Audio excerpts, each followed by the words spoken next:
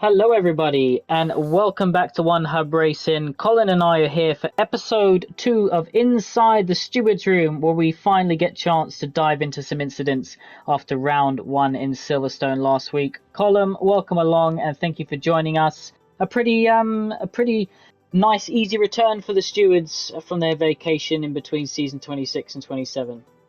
Yes, it was. I mean, there were no reports at all from P2. And the vast majority were penalty removal. So a big congratulations to all the drivers, really, because there was some fantastic, close, but very, very clean racing throughout all 3 tiers. Yeah, which is sometimes unusual for the first couple of rounds, where drivers are kind of exploring each other and, you know, who's going to fight more, who's going to a bit easier to drive next to alongside. So, you know, the first few rounds of any season, when you're in a new tier with a new group of drivers, can sometimes cause a bit of mayhem. But yeah, really surprised that Britain, with its weather last week, showed us a pretty clean race. Yeah, which is, and to be honest, Silverstone is one of those tracks where you can tend to get a bit of contact unintentional in certain corners and situations. So genuinely, I was very, very impressed with the standard, and hopefully that'll continue. Colt, just quickly before we dive in, do you think that the dirty air has had a negative impact on how difficult it is to overtake this year, and do you think that was magnified by the weather for round 1? That's a really good question, actually. I don't think it's that bad in the rain, to be honest. I think it's less effective. In the dry, it is a lot harder to stay in contact with the car ahead. And so I think the drivers, especially in the early days now of getting used to this dirty air, are a bit more cautious going for moves because they know they're going to be affected by the dirty air so much. But the drivers seem to have taken that on board and already reacted to that because, I mean, it shows by the lack of incidents that we saw. Yeah, definitely. All right, so last week's races, the stewards are pretty happy with. Now, there was an incident, Cole, in the P3 tier between Fury and Truth, where we actually caught it live on stream. I don't know if Jess is able to show us it live on stream for you guys from the P3 race, but basically we think we called it at the time that Truth looked like he had a wheel issue, which he later confirmed in the P3 chat he did. And unfortunately, it ended Fury's race. Now, the stewards weren't able to look at Fury's and Truth's incident. Perhaps, Cole, you can just explain why. Yeah, so Fury put in a steward's incident report, but unfortunately, he did not supply any footage, so we could not review it. So just a reminder to the drivers, my advice to you is if your internet is good enough, stream it, but then also you can save the footage. So you can save, I believe, I mean, you can save ages, but I know you can save at least an hour and a half. And it's worth doing that as well, and do that straight away at the end of the race. So you've got it on stream here, Cole. Truth's heading into turn 1, he's recovering. And you can see he's gone onto the graph. You can see clearly he's got some wheel issues, and Fury just hits him right up the back, which causes a safety car. He loses the tire. Thankfully, Ghost and Matthias doesn't pick up damage. But yeah, a difficult incident. You know, the stewards would have taken into account that Truth did have wheel issues, but ultimately in the rules, you know, it does say that whether you pause the game, whatever you do, when that race starts, you're unfortunately always responsible for what your car does on track. Exactly that. So this is where, if you are going to pause it, even for whatever reason, please be wary, because anything that happens to that car while you're paused still is your responsibility. So even if you pause the game and that AI decides to hit the back of a car, you're going to be responsible for that, because obviously it was your call to pause it in that particular moment. So to be honest, I never pause the game for that exact reason. All right, let's dive into some incidents that got sent to the steward's office, Colin. We're going to start with Catherine, and she was found to be blocking during qualifying. So these sorts of incidents are pretty straightforward for the stewards, I would say. Yes, they use, 9 times out of 10, these type of incidents are very, very clear cut. And in all fairness to Catherine, she immediately owned up to her mistake. She was under the impression that the driver behind her was on an out lap and not on a hot lap. But unfortunately, Pelzy was on a hot lap. Yeah, Jess, I don't know if you're able to get it up on stream for us. I think you're about to see it come over in a second. So here we go. So we can see Pelzy's on the hot lap. Look, Catherine's obviously on the racing line, flashing on because it's obviously raining, and unfortunately did impede Pelzy as he crossed the line. As we said, you can see it now on board for Catherine. So she's getting ready to start a lap. Obviously, a minute left in the session, Cole. We know that drivers wanted to be the last possible to cross the line, but you can see the red arrow come right in Catherine's screen in a second, and you can see how close Pelzy was behind. Unfortunately, resulted in a penalty, but as you said, she owned up, takes the penalty, and we move on. Yes, and so the penalty for that was a 3-place grid penalty for the next race. This is another reason why we do our lobby restarts, because if you look at any other league out there, the punishment for holding somebody up in qualifying is a qualifying ban. You start last, which is, for that incident, incredibly harsh and very, very severe and unjust, to be fair. So this is another reason why we've done these lobby restarts, is because we can apply these smaller penalties. So like your 3-place grid penalty, and not a complete qualifying ban for the next race. Alrighty, so incident number 2 that we're going to be highlighting on Inside the Stewards Run this week is Axelock's penalty removal. So the stewards will look at cuts and track extends, and they will look to remove if they feel the game has unfairly awarded warnings, which was later add up and result in a penalty. Colin, what do the drivers need to make sure they supply when requesting a penalty removal? So for this particular incident as well, you're trying to remove either a 3-second penalty or warnings. So we need footage of that particular warning that you wish removed, plus your race director, because we need to have a look at your warnings to make sure that you haven't. So let's say, for example, one of the warnings was removed. You might have already had an extra warning that would have kept that 3 seconds anyway. So this is why the stewards need to see all the race director to make sure that all your warnings are accounted for, to make sure that we remove 3 or 6 seconds correctly. Right, so hopefully Jess is going to bring up Axelock's footage in a second. So it's actually from the start of the race, Cole. And we can see the lights going out here, and we always know the start, particularly in the wet, fast corner like Silverstone, sometimes drivers will need to take to the runoff area. And we see in this instance that Mark did so to avoid a collision, and unfortunately he had to cut a bit more of the corner in order to join what the stewards felt was the most appropriate, just missing the braking boards as well. So overall, the stewards looked at it and decided that they were able to convert it or remove it. Yes, exactly that. So we could see that he didn't gain an advantage from it as well. He did actually lose out. But importantly, he rejoined the track in a safe way. He was making sure that he didn't just suddenly come on track, causing pandemonium for other drivers. He carefully came back on the track, and the game for some reason, give him an instant 3-second penalty. We realised that was unjust, and so converted it actually just to a warning, and that meant that he could remove 3 seconds from his total race time. Alrighty, let's move on to the next one, which is another cut, Colin, but the game's showing exactly how harsh it can be sometimes.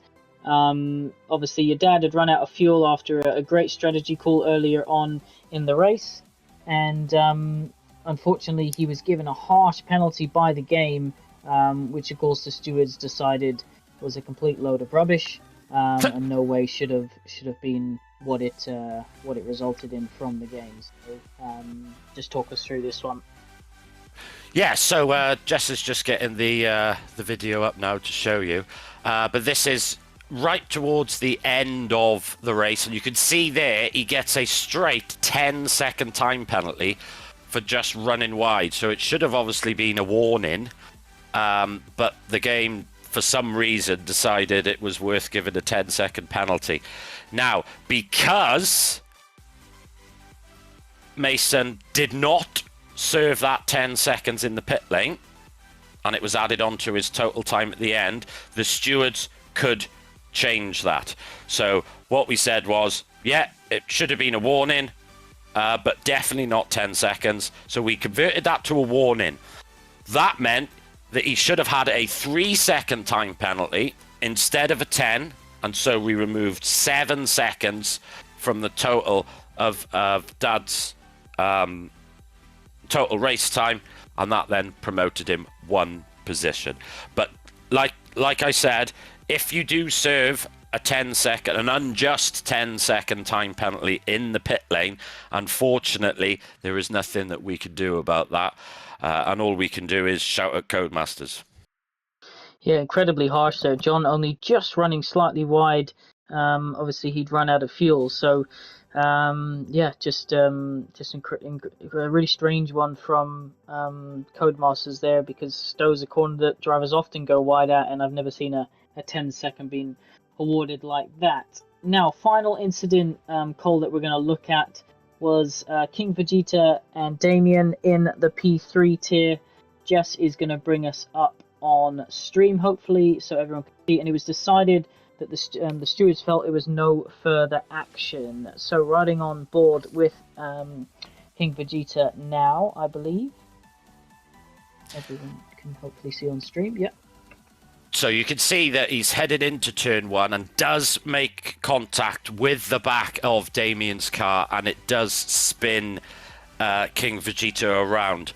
But can I just give a lot of credit to King Vegeta, because I love the way he worded his report. So I'm quoting here.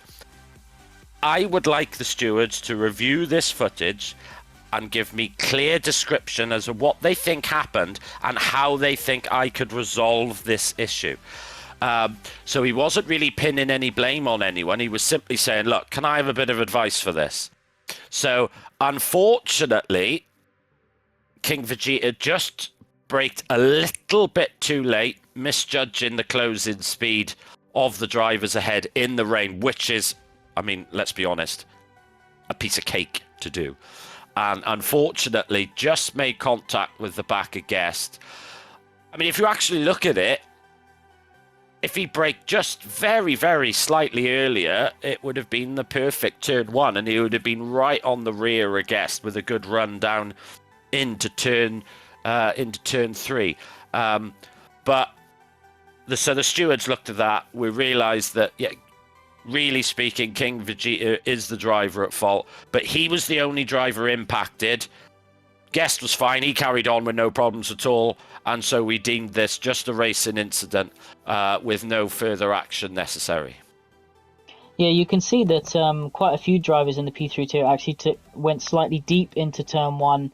I guess being one of them there, perhaps obviously on those inter tyres compared to the full wets that a lot of drivers behind him were on. So unfortunate incident for turn 1, but I think King Vegeta new to league, as you said, was just requesting a bit of clarification, and I think just heading in a bit slower, and the risk versus reward, Colin, obviously is a calculation that we all have to make whilst racing very quickly sometimes, and sometimes we get it wrong. Yeah, exactly that. And, it happens, doesn't it? Let's be honest. We're all going to do it. I'm going to do it. Everyone's going to do it at some point. And, we're not professionals.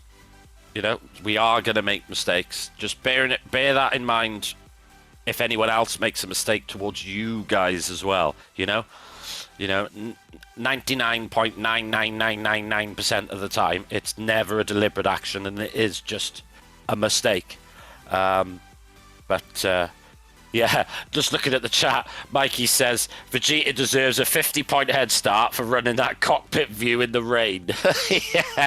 yeah, fair play to him. I mean, he actually did very, very well to survive in conditions like that in cockpit cam. Alrighty, so that's some incidents that the stewards looked at this week for round 1 in Silverstone. Now what we want to do as a part of Inside the Stewards Room, Cole, is we want to look at some not incidents, so some good overtaking, some good battling, some good defending, just to highlight what the drivers did right, and perhaps why it didn't result in an incident or anything like that. So I think Jess is going to pull up some good examples. I don't know exactly what she's going to pull up first, but hopefully on your screen you will see shortly, and then we will dissect it. Alright, so we got Callum and Marco fighting Ben, who was on full wets. Now, Colin, Ben held up these drivers for quite a while on these full wets because I think he forgot to select inters. And we're coming through Cops there, heading into Maggots and Beckett's. And just talk us through this and how he manages to fairly race for this position. Yeah, I mean, this is brilliant defensive driving by Ben Mills. As Nick said, he is on the wrong tyre. It's clearly intermediate conditions, but you can see there he's covering the inside, but he is leaving room on the exit to make sure that that driver has enough space. So he's actually gone round the outside, and now he's come back in the pit lane. But you can see that he covered the inside, but he allowed room for the driver on the exit to make sure that there wasn't contact. And you can see that he braked a little bit earlier, because you know that when you go down in tight, you are going to run dramatically wide if you don't brake that little bit earlier. But some tremendous defending from Ben, who did it lap after lap and managed to hold up. You can see here we're on board the McLaren. He's hugging the inside. The McLaren tries to go around the outside, leaves the perfect car's width, and then just slightly delays the throttle on the exit so he doesn't get too much of a run. There you can see again, he slightly covers the inside, doesn't outbrake himself, making sure that he gets a good exit coming out of club. And you can see, look at the exit he does get. So he's obviously charging his battery a little bit and then using it on the exit. So that is perfect defending, to be honest. Yeah, you can see that both times heading down the hangar straight, he covers the inside and he drifts back towards the racing line before the corner, as the rules state that you're allowed to do, but always leaves a car's width. And you can see there, even though Callum wasn't alongside, he left the car's width. In these conditions, you know, it's really difficult to get up the inside and get on the power early, and that's what Ben was taking advantage of with the cars behind him. And Callum did a good job as well there. There were a few little love taps on the rear, but you know, was biding his time and was putting on some entertainment for the commentators. Oh yeah, I mean it was. I watched the P1 stream back, and it was absolutely brilliant. The commentators were loving it as well. It really was some brilliant battling. And you know, if you are inexperienced, it really is worthwhile. You know, if you're new to league racing, and you know, if you're in the P3 or P2 tier, it really is worthwhile watching the top boys to learn, you know, things about how to defend, where to defend, because you will learn a hell of a lot, to be honest. Alrighty, so Jess is going to bring up another good example of some battling on stream, hopefully. So you're going to see in the P2 tier, Salu's moving to Cops, and a good battle with Rich at Brooklyn. So the P2 tier is going to feature next. So Colin, we can see that Rich is ahead and Salu in the Mercedes get a better exit as they head down towards Copse. This is a difficult corner to make a move stick.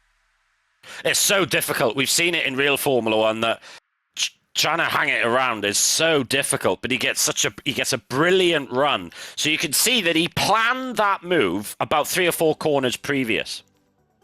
So he's planned it here. So he's coming in now into left field 1. He's now gone, right, I'm gonna do a tighter exit to get around the outside. Now he's got a brilliant run, and he uses his ERS. He leaves him enough room on the inside so there's no contact, and then gets a perfect drive as they head into Copse. Yeah, he had such an overspeed as they got towards the turning point that he left Rich with a decision. You either use yours as well and meet me there, or you kind of back off and tuck in behind, which is exactly what experienced driver like Rich did, and live to fight another day. But yeah, a great example of, as you said, Colin, how you plan a move 3 or 4 corners in advance, and perhaps that wasn't the first lap that Salu had been behind him, because you can often work out where is a driver using their ERS, where are they not, and we can see now Salu is right on the back of Gaza. You can see Rich going slightly wide on the exit of Stowe there, so Salu positioning his car around the outside, always leaving a car's width for Gaza on the inside, Gaza returning the favour with the car's width, and then it's just about who can get on that throttle quick enough to get the exit, and it was Salu in that time using a bit of ERS, but Gaza hanging on. You can see the red arrow flashing in, high-speed corner like that, Colin. Gaza wasn't halfway alongside at the point of turning, so had to back out. Yes, to be honest, this is a brilliant manoeuvre by Salu, but I'm actually more impressed by Gaza. His awareness of where Salu is and leaving a car's width all the way through that is tremendous driving by the pair of them. And that's the type of manoeuvre that only works if you've got both drivers who understand racing rules, understand where they're going to put their car and where the other car is. So you can see that he's Salu now, he's going to get alongside. Gaza is aware of it, does not move across, but tells Salu, you can have a car's width, but that's all you're getting. And then does the same again then, as you can see, on the second part of the club chicane. And as Nick said, Gaza just about alongside, realises I'm not far enough alongside here. All I'm going to do is cause pandemonium, so I'll back out and live to fight another day. Yeah, I think, with a corner like that, where it's high speed, it's really difficult you've got to force a driver ahead to make sure you've got your car at least halfway alongside at the point of turn-in, because there's not really any braking to be. You can't do anything on the brakes. It's just a case of turning in. So I think what actually kept this position for Salu was the fact that he used ERS out of that final corner and down the main straight. And Gaza then, obviously, as you said, had to think about the bigger picture there and decided to tuck in behind, as we saw Rich do earlier on. So great racing from the P2 tier. And as you said, there was no incidents reported to the stewards after round 1, which was great to see. Yes, and I mean, what you got to remember, so for the new guys racing here now watching these, Gaza is I'm sure he won't mind me calling him this, but is a veteran. He's been there and he's done it. So he certainly knows that not only the rules, but how to race fair. And that is clearly shown there in that clip. And like I said, that requires both Salu and Gaza to be aware of their surroundings and where the other car is. And that is my favourite clip of racing that I've seen for a very, very long time. It was tremendous to watch. Alrighty, well, we're going to head back to the P3 tier where we've got Jack, Craig, Burjax and Mason up next. So you're going to see a battle here, and this is for the podium position. So there's something up for grabs, definitely. And you can see the drivers now. We were seeing a lot of, very close racing in these last few corners at Silverstone. But lap 25 out of 26, so penultimate lap, and we can see as the drivers head toward turn 1. Cole, talk us through this one. Yeah, so we can see that Jack and Mason are right together. They're on the intermediate tyres. The two drivers ahead of Riley and Berjax are on the medium tyre, and they're on the wrong tyre at this stage. So they are struggling. So the two drivers behind of Mason and Jack, they are aware of this problem, and they're like, well, I got to do this carefully because they've got no grip. There you can see Berjax, I think it is, completely lose the back end.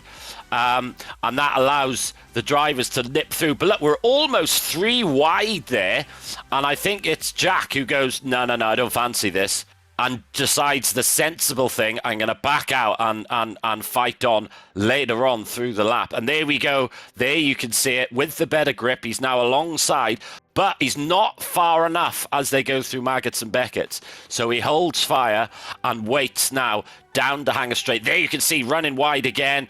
And then Jack is through in the Aston Martin on those better intermediate tyres. I'm not sure if we've lost the stream or something. Oh, yes, we have, I seem to have lost it.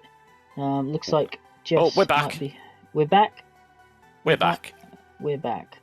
All right, so there we go. We are back. So you can see a good battle there in the P3 tier. And one of the reasons that Jack won the Sim Racing Setups Driver of the Day was because of his clean and great racing on his return to One Hub. So Jess, I think you got one more clip for us to look at from the P1 tier, I believe. So I think it's actually me on this one, Colt. Well, I know it's nothing for me. Yeah, I mean, this was about the only highlight there was.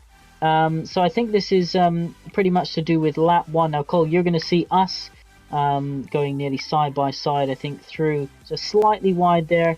No warning because I feel like the game registered that I'd lifted off. You can see Mark joining up ahead. We looked at that incident earlier. Colin has a bit of a wobble with the braking and then goes slightly deep, leaves me some room on the inside. And then it's all about who can get on that throttle. You can see us both, the rears of our car on these inter tyres when everyone else is on wets. Yes, it was very, very tricky on traction in the first couple of laps, especially to try and get the heat into the rear. But you can see that there's a really good example there of leaving a car's width. So you're side by side here. Look, as we come down, and again, car's width, you can see that there's enough there. No contact. Little through, bit of a slide. Alongside, you can see that Nick has left room on the inside. So he hasn't just taken the apex, he's left a little bit of a room. And that is some good battle in there. Who's that with? That's with Owen, is it? Yeah, Owen. Yeah, so a similar incident. So Owen obviously got me into Stowe. I went back down the inside on the tight left-hander there. And then all the way through that final corner, you can see I'm not going nowhere near the curb because I'm just trying to give enough room. Jess, I don't know if you can go back to the one with Chris for us. I don't know if you can rewind. Yeah, here we are. So you can see Chris gets a better exit, and Colt just under the braking. It's always going to be difficult in this condition because you just don't have that grip. You can see a bit of a side pod touch. Nothing wrong with that. And then you mentioned the room. Absolute minimum room is what I gave Chris in that right-hander there. But the track, obviously, there's concrete on the curb, so there would have been room for his wheels, his left-hand wheels, to be on the track all the way through that corner. And you see same here with Owen. Slight bit of contact, but always a car's width. And Owen choosing to use that extra space on the inside of the track to continue going side by side. So yeah, good racing. I enjoyed that. That was the favourite part for me of that race. But other than that, Cole, it was a race to forget for us Ferrari boys. Yes, it was. It was a bit of a disaster class, to be honest.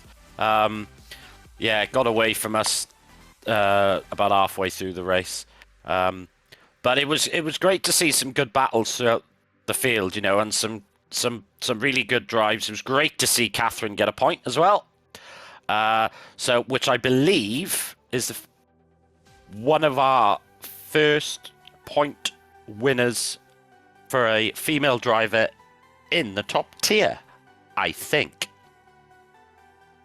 You could be right there. I'd have to check the database. Remember, if you are driving as a part of One Hub, we do have access to the database. And Jamie was posting the milestones earlier on this afternoon. Now, Colin, next track is Canada. A really high speed, technically a street circuit, the way the walls are. But always good for racing. Now, the stewards briefing always comes out Saturday night or Sunday night. We mentioned that last week. But this track really is a track that you've got to throw the car in, and it can often catch drivers out. Now, particularly one thing that I know we wanted to highlight was if you're coming into the pits, Colin. Yeah, so when you're coming in the pit lane, you've got to be really wary because you're going to be going flat out into that pit lane. Now, there could be a driver ahead who's trying to negotiate the chicane. So he's going to slow down in front of you, even though you're planning on just going flat out into the pit lane. So be very wary of drivers ahead of you not entering the pit lane and taking the chicane because they're going to brake way earlier than you actually wish to. Also, the pit lane line is further back now. And it's actually before the little right-left mini chicane before you go into the pit lane. So just be wary of that. Have a little practice of it. Because the last thing you want is what I did at Silverstone and a 10-second penalty for speeding in the pit lane. Yes, and I think the other thing is if you are, and again, Kingan will mention this in the pre-race stewards report, if you are coming into the pits, you need to be positioning your car on the left-hand side of the track. If you're on the right-hand side battling with someone and then you try and cut across into the pit lane, chances are you're going to put two of you into the wall. We have seen that before in One Hub, so our advice would be to keep your car on the left-hand side, which is a natural entry to the pit lane. Other than that, Cole, there's some high-speed chicanes, some walls close by, plenty of opportunities to track extend or corner cut here. We were just talking about that earlier on. What's your advice to drivers to try and minimize those penalties? Well, to be honest, it's going to be one of those tracks that drivers could get up to 6, 9, even 12-second time penalties. So it's worth driving at 95%. And not 100%, and try and limit those penalties. Because especially if there's going to be a very, very late safety car, you could find yourself jumping up quite a lot of positions simply because you have not got many, or if any, penalties. But like Nick said, this track is a corner cutting nightmare. And if you're not careful, you could find yourself on the back end of a hefty penalty count simply for corner cutting. So you don't really want to do that. Try and drive within yourself. Use your practice to work out which corners that you're likely to be corner cutting on. I can guarantee it'll be probably the last chicane and probably turn 4 as well. So those are the main corners to keep an eye out regarding track limits. One thing I would like to add as well, please be careful on the pit exit. Just be wary because if you swing across and cut the white line, you could hit a driver coming round turn 2. So just be very aware. Have a little look in your mirrors when you're coming out of the pit lane. Alrighty, well, we are going to leave it there. Thank you very much for joining us, everyone. That was round 2 of, or episodes 2, I should say, of Inside the Stewards Room, a new feature for season 27. We hope it's informative for the drivers. Colin and I always enjoy looking back at some great racing and analysing, explaining incidents. I'm sure, Colin, as the episodes go on, there will be some incidents that cause some controversy, and maybe some drivers aren't happy with the decisions, but hopefully we'll be able to dissect them and kind of put their mind at ease a little bit more, explain how we came to those decisions. But yeah, we almost kept it at 30 minutes, Cole, so big thanks to everyone for joining us, and of course you will have Jess and J. Cole for the pre-race show this Sunday at 12 o'clock, where the weather will be announced. Will any drivers be taking their engine, a new engine or a gearbox this round, Colin? Lots to look forward to ahead of round 2 in Canada on Sunday. Yes, indeed. Once again, a huge thank you to all our sponsors. So we have Next Level Racing, of course, who are going to be supplying some of their fantastic kit. Sim Racing Setups as well, for all your setups. I've been using them. I actually used the Kota one last night, and it was brilliant. I got to be honest, absolutely brilliant. So you got 5% off with the code. Make sure you use it. You can apply it, and it's not just setups; they do strategies as well. So keep an eye on that. Alrighty, everyone. Thank you very much for joining us, and thank you to Jess, who's been in our ear, showing you all the footage you can see on stream. So Colin and I have a much more appreciation for broadcasters with someone in their ear, because it took us a little while last week to get used to it. When having someone talking and trying to present at the same time. So, big thanks to Jess for showing you everything that you've seen on screen. And, of course, Luke for all those amazing graphics that he so kindly does for us. We will see you next week for episode 3 of Inside the Stewards Room. Colin's already opened up a beer. I'm about to do the same. Oops. But never drink and drive, of course. And thank you, everyone. Enjoy all. See you later.